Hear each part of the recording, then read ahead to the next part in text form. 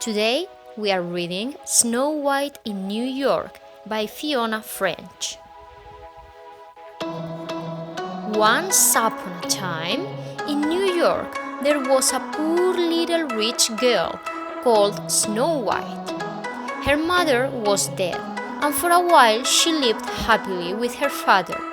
But one day, he married again. All the papers said that Snow White's stepmother was the classiest dame in New York, but no one knew that she was the queen of the underworld. She liked to see herself in the New York mirror.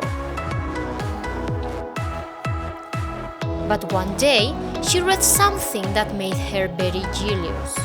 Snow White, the belle of New York City, and she plotted to get rid of her stepdaughter. "Take her downtown and shoot her," she said to one of her bodyguards. The man took Snow White deep into the dark streets, but he could not do it. He left her there, lost and alone. Snow White wandered the streets all night, tired and hungry. In the early morning, she heard music coming from an open door. She went inside. The 7 jazzmen were sorry for her. "Stay here if you like," they said, "but you'll have to work." "What can I do?" she asked. "Can you sing?" said one of them.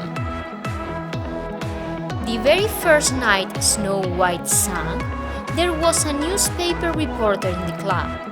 He knew at once that she would be a star.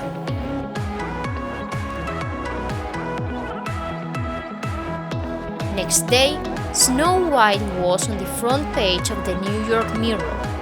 The stepmother was mad with rage. "This time I shall get rid of her myself," she said. And so she decided to hold a grand party in honor of Snow White's success. But secretly, she dropped a poisoned cherry in a cocktail and handed it to Snow White with a smile.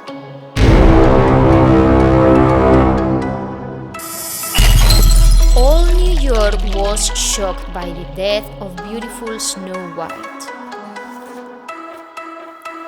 Crowds of people stood in the rain and watched Snow White's coffin pass by.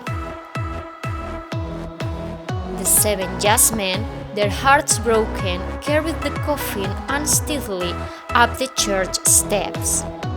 Suddenly, one of them stumbled, and to everyone's amazement, Snow White opened her eyes. The first person she saw was the reporter. He smiled at her, and she smiled back. The poisoned cherry that had been stuck in her throat was gone. She was alive. Snow White and the reporter fell in love. They had a big society wedding, and the next day cruised off on a glorious honeymoon together.